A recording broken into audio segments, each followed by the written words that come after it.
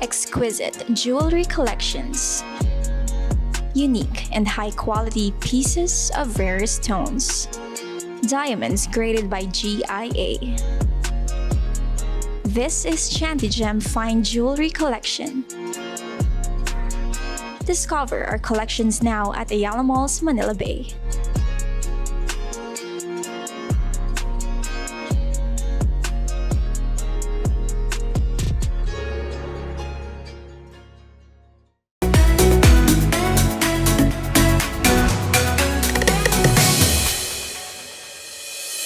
Hindi lang very demure, hindi lang very mindful, hindi lang very cutesy, kundi very consistent, very true, very honest, at very helpful din ang lahat ng tulong na ating ibinababa sa sambayan ng Pilipino.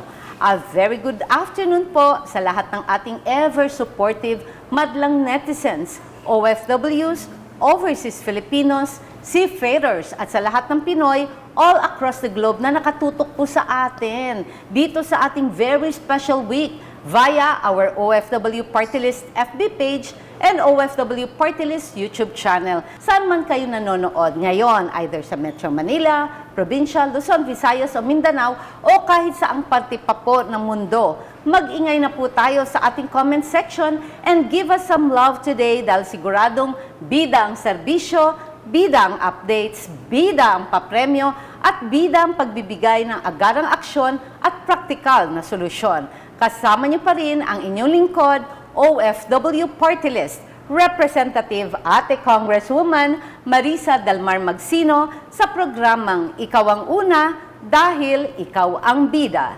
Ito ang OFW, Ikaw ang Bida!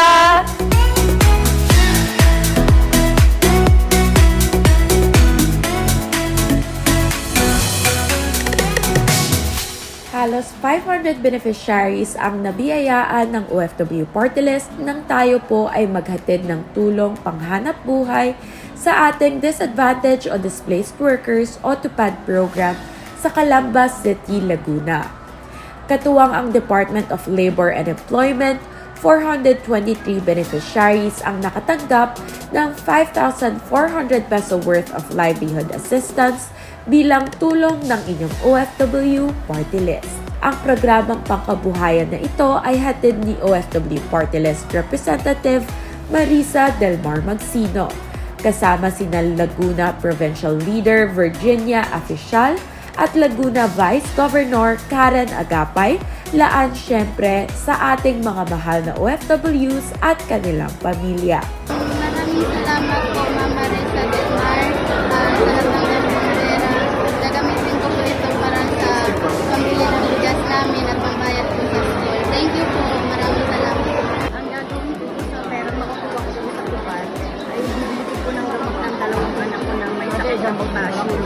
Yung tira po ay pambibili po namin ng pagkain. Ang masasabi ko, sa OFW, the best po talaga at pati po si Congresswoman Marisa Delmar Magsino. The best po talaga sa akin, malaking tulong po. Salamat. Maraming salamat po dahil may pamilya na po kami ng bigas. Maraming salamat po sa tulungan ng OFW parties at kay Congresswoman Marisa Delmar. Maraming salamat po sa natanggap ko po ngayong umaga doon sa Dubai. Ito po yung mga malaking tulong po sa aming kapatid namin, lalo po ngayon binaha po kami sa aming lugar. Maraming salamat po kay Congressman Marisa at sa OFW Party List. Maraming salamat po. Talagang bida ang pangkabuhayan, bida ang Laguna. Sa Laguna!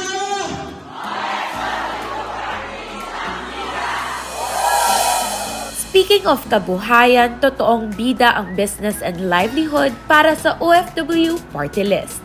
Alam po naming disenteng kabuhayan sa sariling bayan ang sigaw ng ating mga kababayan, lalong-lalo na ang ating mga OFWs at kanilang pamilya. Kaya naman ito po'y lubos at totoong pinagsisikapan at isinusulong ng inyong OFW Party List na maisakatuparan sa tulong po ng mga ahensya ng gobyerno upang ang pangingibang bansa ng ating mga kababayan ay isang opsyon na lamang at hindi pangunahing solusyon na dala ng kawalan ng pag-asa. Kaya't sa 2.5 taon ng unang termino ng OFW Party List sa pamumuno ng ating mahal na Congresswoman Marisa Del Mar Magsino, tayo po ay nakakapaghatid ng mga programang pangkabuhayan sa iba't ibang sulok ng Pilipinas. Sa tulong ng Department of Labor and Employment o DOLE at Department of Social Welfare and Development o DSWD, ang OFW Party List ay nakapag-abot na po ng livelihood assistance sa halos 8,000 beneficiaries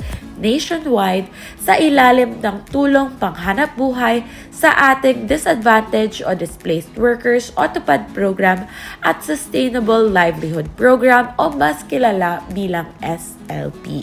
Bukod pa dyan, naglunsad din ang OFW Party List at Buhay OFW Foundation ng Livelihood Assistance Grant for OFWs o LAGO, kung saan 25 ng mga dating OFWs at kapamilya ng OFWs ang nakakuha ng 20,000 pesos each bilang kapital sa kanilang ilulunsad na negosyo o dagdag kapital sa naitayong kabuhayan. Lahat po sila ang nakatatanggap ng panghanap buhay for their business. Hindi lang yan, nagsagawa rin ng seminar at training ang OFW Party List na asenso sa agraryo kaalaman, kakayahan at kapital sa agrikultura para sa OFWs, para sa 250 na mga dating OFWs at kanilang pamilya.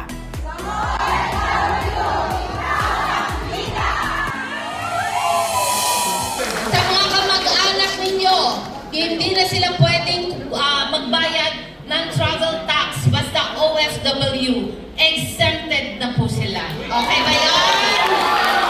At tinutukan din po ni OFW Party List Representative Marisa Del Mar Magsino ang reintegration program ng Department of Migrant Workers noong September budget deliberations. Naghain din po ng House Resolution 2056 si Ate Kong Marisa upang busisain na ang government reintegration programs at nag-endorse ng 190 repatriated OFWs para sa reintegration programs ng ahensya, kung saan ilan na po dito ang nasimulan na natin mabigyan ng tulong.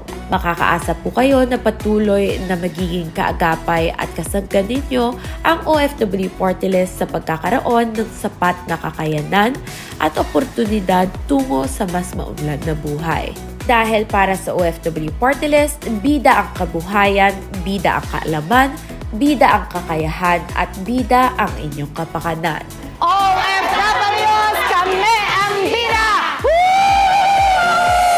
Samantala, binisita mismo ni Ate Kong Marisa ang General Trias, Cavite upang pangunahan ang ceremonial blessing at ribbon cutting ceremony ng pinakabagong multipurpose building sa Barangay Manggahan, General Trias, Cavite last November 14. Ang newly inaugurated multipurpose building na ito ay naglalaman ng birthing home, TB Center, Dialysis Center at Health Center kung saan lahat ay naglalayong palakasin ang serbisyong pangkalusugan sa buong komunidad. Kaya ang pagmamahal ay nandito sa OFW Party List at sa General Trias at dadagdagan pa po natin ang proyekto dito po sa General Trias.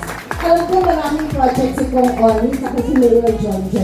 Pandagdag lamang po tayo, diba? Kaya naman taos-puso po ang pasasalamat ng OFW Party List sa Department of Public Works and Highways at sa mga butihing opisyal na katuwang ng inyong OFW Party List sa proyektong ito. Kabilang na sina Congressman Antonio Oni Ferrer, Mayor Luis Jonion Ferrer IV, at Vice Mayor Jonas Porto Labuguen. Ngayon naman po gusto ko pong sabihin ng OFW Party List po ay para po sa ating lahat. Kung gaano po ang pagmamahal niyo kay Kong Oni, kay Mayor Junjun, sana po yun din po ang ibigay ninyong pagmamahal sa OFW Party List dahil ako po ay nagpa-promise na ganun din po siksiki din ang pagmamahal na ibibigay ko po sa inyo. Maraming salamat po and God bless us all.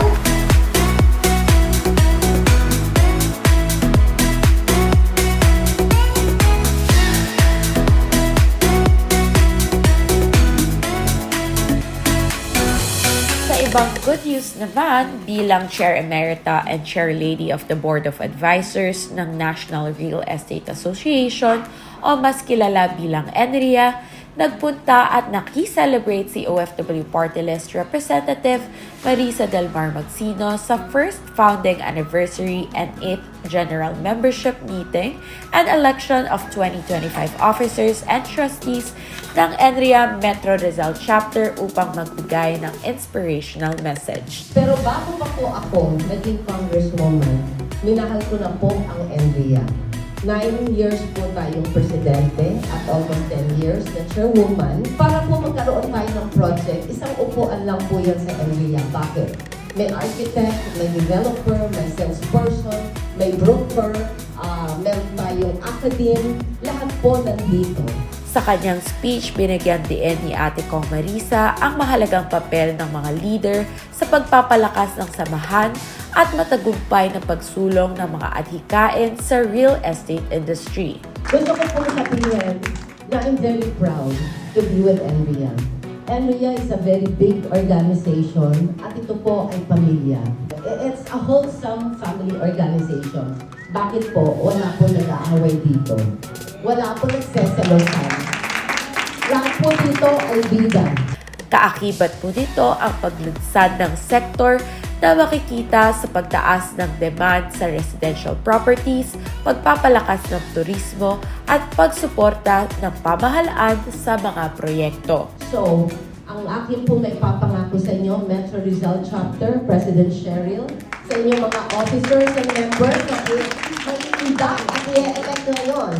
Advance congratulations, more power to you. Basta po, anytime na kailangan niyo po si Congresswoman Marisa, nandito po ako para sa inyo.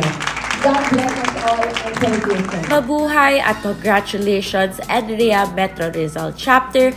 Happy first founding anniversary sa inyo. Para sa OFW Party List, kayo ang bida. Number 83, OFW Party List! And for our last bida highlight of the week, alam nyo ba madlang netizens na last November 16, nagpunta ang ating mahal na Congresswoman Marisa Del Mar Magsino sa Asia's Pinnacle Awards 2024 kung saan ginawaran at kinilala ang inyong OFW Party List bilang Champion of OFW's Rights and Welfare. Ang malaking parangal na ito ay isang patunay lamang po sa dedikasyon, pagmamahal at commitment ng inyong OFW Party List at ni Ate Kong Marisa na isulong ang mga karapatan at mas mabuting kapakanan ng overseas Filipinos, OFWs at kanilang pamilya hindi lamang sa Pilipinas kundi sa buong mundo. Kaya naman bilang nag-iisang representative ng OFW sector sa Kongreso, taus-pusong pasasalamat po ang nais nating ipaabot sa mga nasa likod ng pagdiriwang na ito sa pagkilala sa adhikain ng OFW Party List na itaguyod ang kapakanan ng mga OFWs bilang kanilang sandigan at kakampi saan man sa mundo. Dahil para sa OFW Party List, bida ang OFWs, bida ang Pilipino sa buong mundo. Talagang every week busog tayo sa good news and good vibes. Sama-sama po tayong lahat para sa pagkamit ng advokasya at programa laan para sa sambayan ng Pilipino sa Pilipinas at sa buong mundo. Ako po ang inyong OFW Party List Secretary General Ces Adriano at your service dito sa OFW Tulong at Serbisyo Center in Action, Bida Highlights of the Week. So hindi na natin kailangan hintayin ang mismong araw ng Pasko kung pwede na agad tayong mamigay ng aginaldo dito sa Bida sa Papremyo! Ang ating Bida question last week ay...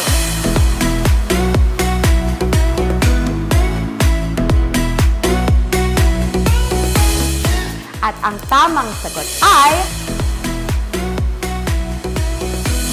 At ito na po ang inaabangan nating Bida Lucky winners of 500 pesos each na talaga namang hindi nagpahuli sa pagsagot.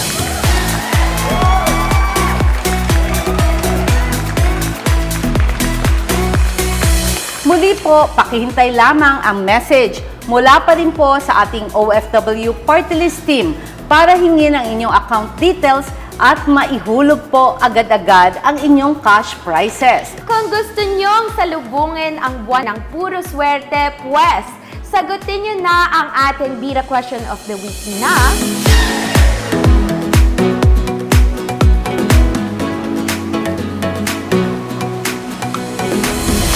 Napakadali po ng tanong, kaya naman i-comment nyo na po agad yan sa ating live for a chance to win 500 pesos. Abangan sa susunod na linggo kung isa ka na sa Bida Lucky Winner dito lang sa Bida sa Papremyo!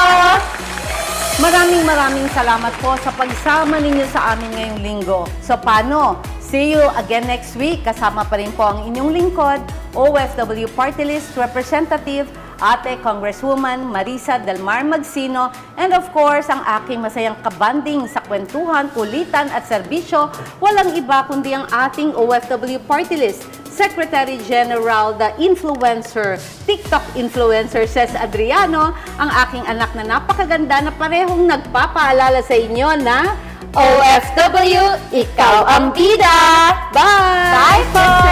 Stay safe! Have a blessed weekend! God bless us!